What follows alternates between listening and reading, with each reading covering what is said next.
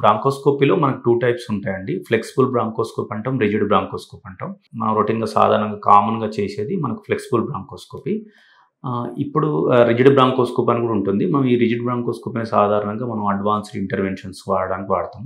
ఎవరికైతే మనకు airway procedures చేస్తాం, ఎవరికైతే ఎండోట్రేకియల్ గానీ, ఎండోబ్రాంకియల్ మాస్ లీజన్స్ ఉంటాయి, లేదంటే ట్రేకియల్ స్టెనోసిస్ ఉంటాయి, ఎవరికైనా క్రానిక్ ఫారెన్ బాడీస్ ఉంటాయి, అవి తీయాలనుకున్నప్పుడు, లేదంటే ఎవరికైతే మనం బ్లీడింగ్ సస్పెక్ట్ చేస్తున్నామో అలాంటి సందర్భాల్లో గానీ, లేదంటే ఏమైనా స్టెంట్ ప్లేస్‌మెంట్ సిలికాన్ స్టెంట్స్ గానీ, లేదంటే ఒక్కోసారి మెటాలిక్ స్టెంట్స్ పెట్టడానికి గానీ, మన ఎండోట్రేకియల్ ఎక్స్టెన్సివ్ కంప్రెషన్స్ ఉన్నప్పుడు ఆ స్టెంట్స్ పెట్టడానికి గానీ మనం ఈ రిజిడ్ బ్రాంకోస్కోపీని వాడతాము. సాధారణంగా మనం బ్రాంకో వాల్వ్యులర్ లావే చేయడానికి గానీ, లేదంటే ఎండోబ్రాంకియల్ విజువలైజేషన్ చేయడానికి గానీ మనం సాధారణంగా వాడేదాన్ని మనం ఫ్లెక్సిబుల్ బ్రాంకోస్కోపీ అంటాం.